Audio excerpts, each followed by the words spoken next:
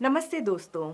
आज के मॉड्यूल 7 में हम सेल्फ टॉक पर अध्ययन करेंगे, जिसमें हम सीखेंगे कि गुस्से को कम करने के लिए खुद से बात करना कैसे मदद कर सकता है और यह गुस्से को मैनेज करने में कैसे सहायक होता है। तो दोस्तों, आज के मॉड्यूल में हम इन विषयों पर अध्ययन करेंगे। नंबर 1, सेल्फ टॉक क्या है और गुस्से के प्रबंधन के लिए इसका क्या महत्व है। नंबर 2, गुस्से को शांत करने के लिए सेल्फ टॉक की तकनीकें सीखेंगे। तीसरा, गुस्से को बढ़ावा देने वाली नकारात्मक सेल्फ टॉक की पहचान करना। नंबर 4, नकारात्मक विचारों और भावनाओं को चुनौती देने के लिए उपयोगी सेल्फ टॉक की तकनीकें। तो दोस्तों, देखते हैं कि सेल्फ टॉक क्या होता है। सेल्फ टॉक वह प्रक्रिया है जिसमें हम अपने आप से आंतरिक बातचीत करते हैं।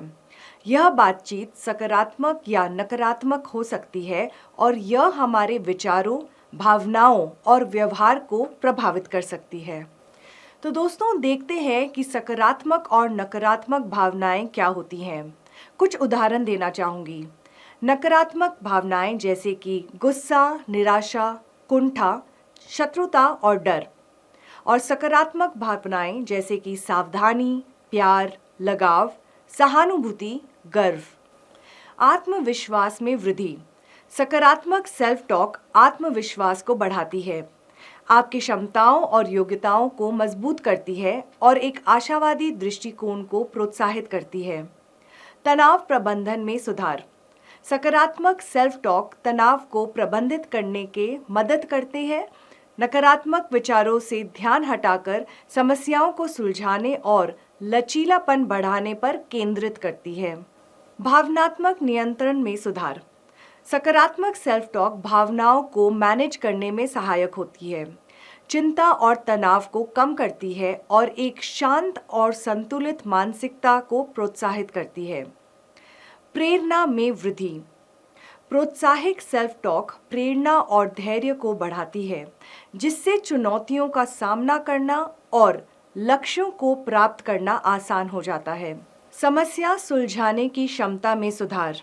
सेल्फ टॉक से समस्याओं की स्थिति को स्पष्ट रूप से विश्लेषित किया जा सकता है, जिससे बेहतर निर्णय लेने और प्रभावी समस्या सुलझाने की रणनीतियों का विकास होता है। नकारात्मक सेल्फ टॉक और इसका आत्मसम्मान पर प्रभाव। नकारात्मक सेल्फ टॉक वह आंतरिक संवाद है जिसमें व्यक्ति खुद के बारे में नेगेटिव विचार करता है। यह आत्मसम्मान पर कई तरीकों के हानिकारक प्रभाव डाल सकता है, जैसे कि सेल्फ कम्युनिकेशन में कमी। हर व्यक्ति खुद को बार बार नेगेटिव रूप में देखता है, जो उसकी सेल्फ कॉन्फिडेंस एंड कम्युनिकेशन की भावनाओं को कमजोर कर जाता है। Second, self criticism. खुद के प्रति कठोर और आलोचनात्मक विचार रखने से व्यक्ति अपने क्षमताओं को कम समझता है और खुद को अपर्याप्त मानता है। तीसरा, मनोबल में कमी। नेगेटिव सेल्फ टॉक से आत्मसंवेदना प्रभावित होती है, जिससे व्यक्ति का मनोबल और आत्म प्रेरणा कम हो जाता है। भावनात्मक प्रभाव। निरंतर नेगेटिव विचार व्यक्ति को उदासी, चिंता और अवसाद का अनुभव करा सकते हैं। अप्राप्ति का डर। बार बार खुद को नेगेटिव रूप में देखने से व्यक्ति नई चुनौतियों का सामना करने से डरता है और खुद को असफल मानता है। तो दोस्तों, नेगेटिव सेल्फ टॉक से कैसे बचें? चलिए देखते हैं। पहला, सकारात्मक सेल्फ टॉक।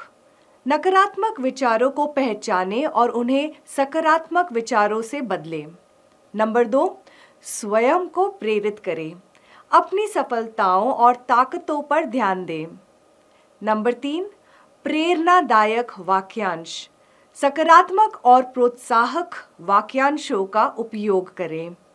नंबर 4, समस्या समाधान पर ध्यान दें। नकारात्मक विचारों की जगह समस्याओं के समाधान पर ध्यान केंद्रित करें। नकारात्मक सेल्फ टॉक और इसके प्रभाव के बारे में हम कुछ चीजें डिस्कस करते हैं। पहला, मेंटल हेल्थ प्रॉब्लम्स का जोखिम। जैसे कि रामू, जो हमेशा खुद को असफल मानता है, उसकी चिंता और अवसाद की समस्याएं बढ़ जाती हैं क्योंकि वह खुद को बार बार नेगेटिव रूप में देखता है। Number 2, social anxiety disorder. Sumita, जो हर सामाजिक अवसर पर खुद को अपर्याप्त मानती है, लोगों से बात करने में डरती है और अपने आप को समाज से अलग महसूस करती है। नंबर 3, प्रेरणा में कमी। अजय, जो हमेशा सोचता है मैं कभी भी सफल नहीं हो सकता, उसकी प्रेरणा कम हो जाती है और वह अपने लक्ष्यों को प्राप्त करने के लिए प्रयास ही नहीं करता। नंबर 4, निराशा और असहायता का अनुभव। राधा, जो लगातार खुद को नेगेटिव रूप में देखती है, निराशा और असहायता महसूस करती है और जीवन में आगे बढ़ने की कोशिश ही नहीं करती। 5वां, सीमित सोच। मोहन, जो खुद को लगातार नेगेटिव रूप में देखता है, नए अवसरों और विचारों को अपनाने में संकोच करता है, जिससे उसकी सोच सीमित हो जाती है।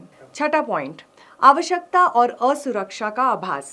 नेहा, जो खुद को लगातार दोष देती है, दूसरों के सामने कमजोर और असुरक्षित महसूस करती है, जिससे उसकी छवि प्रभावित होती है। अपने नकारात्मक स्वभाव से बातचीत को सकारात्मक रूप में बदलें। एग्जाम्पल, मैं हारा हुआ हूँ, उसको हम पॉजिटिवली कैसे बोल सकते हैं? मैंने चुनौतियों का सामना किया है, लेकिन मैं सीख सकता हूँ और सुधार कर सकता हूँ। नंबर 2, मैं सफल नहीं हो सकता, इसको पॉजिटिवली कैसे रिफ्रेम कर सकते हैं?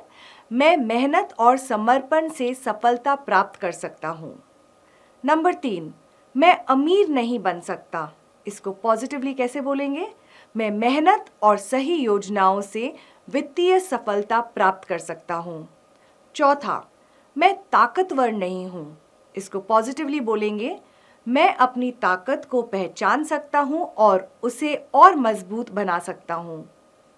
5वां, मैं खुश रहने के लायक नहीं हूँ, इसको पॉजिटिवली बोलेंगे, मैं खुशी का हकदार हूँ और मैं इसे प्राप्त कर सकता हूँ। तो दोस्तों, अब देखते हैं कि नकारात्मक विचारों और भावनाओं को चुनौती देने के लिए उपयोगी सेल्फ टॉक के तकनीकें। पहला, विचारों की पहचान और विश्लेषण। कैसे करें? नकारात्मक विचारों की पहचान, जैसे मैं असफल हूं, और सोचें कि क्या ये विचार वास्तविकता पर आधारित है। सोचें कि क्या इनमें कोई आधार है या ये केवल मन की कल्पनाएं हैं। Number 2, positive self talk. कैसे करें? नकारात्मक विचारों की जगह सकारात्मक वाक्यांशों का उपयोग करें। उदाहरण के लिए, मैं यह कर सकता हूँ या मेरे पास इसे सुधारने की क्षमता है। नंबर 3, समस्या के समाधान पर ध्यान दें। कैसे करें? नेगेटिव विचारों को समस्या के समाधान पर ध्यान केंद्रित के लिए बदलें। उदाहरण के लिए, यह कठिन है, लेकिन मैं इसे कैसे हल कर सकता हूँ। नंबर 4, आत्म प्रेरणा के वाक्यांश। कैसे करें? अपने आप से प्रेरणादायक वाक्यांश कहें, जैसे कि मैं अपनी कठिनाइयों को पार कर सकता हूँ या मैं अपने लक्ष्यों को प्राप्त कर सकता हूँ। 5वां, स्वयं की सराहना। कैसे करें? अपनी सफलताओं और प्रयासों की सराहना करें। अपने आप से कहें, मैंने कठिन मेहनत की है और मैं इसके लिए खुद को सराहता हूँ। नंबर 6, विचारों को चुनौती देना। कैसे करें? नेगेटिव विचारों को चुनौती दें, उनको चैलेंज करें और उन्हें सकारात्मक या तर्कसंगत विचारों में बदलें। उदाहरण के लिए, यदि आप सोचते हैं मैं कभी सफल नहीं हो सकता, तो उसके बदले बोले, मैंने पहले भी कठिनाइयों का सामना किया है और मैं सफलता प्राप्त कर सकता हूँ। तो दोस्तों, ये तकनीकें नेगेटिव विचारों और भावनाओं को चुनौती देने और उन्हें पॉजिटिव दिशा में बदलने में मदद करती हैं, जिससे आपकी मानसिक स्थिति में सुधार होता है और आप अधिक आत्मविश्वास और संतुलित महसूस करते हैं। नकारात्मक भावनाओं को उत्तेजित करना। गुस्से को भड़काने वाले शब्द नेगेटिव भावनाओं को उत्तेजित कर सकते हैं, जिससे व्यक्ति की प्रतिक्रिया और भी तीव्र हो सकती है। इस प्रकार के शब्द तनाव और गुस्से को बढ़ा सकते हैं और स्थिति को और भी खराब कर सकते हैं। इनसे बचने और संवाद को सकारात्मक और शांतिपूर्ण रखने के लिए सावधानीपूर्वक शब्दों का चयन करना महत्वपूर्ण है। तो दोस्तों, यहाँ पर हमारा मॉड्यूल समाप्त होता है। चलिए एक बार रिकैप कर लेते हैं। हमने इस मॉड्यूल में क्या सीखा?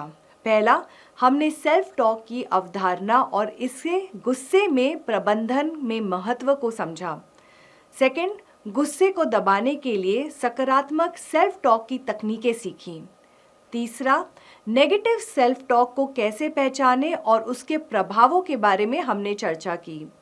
चौथा, उपयोगी सेल्फ टॉक तकनीकों के माध्यम से नेगेटिव विचारों और भावनाओं को कैसे चैलेंज या चुनौती देना है, इसके तरीके हमने सीखे। इन बिंदियों को ध्यान में रखते हुए अपनी सेल्फ टॉक को पॉजिटिव दिशा में विकसित करने पर ध्यान दें और गुस्से को नियंत्रण करने के लिए व्यवहारिक तकनीकों को अभ्यास करें। तो धन्यवाद दोस्तों, इस मॉड्यूल को सुनने के लिए। आशा करती हूँ ये आपको बेहद पसंद आया हो।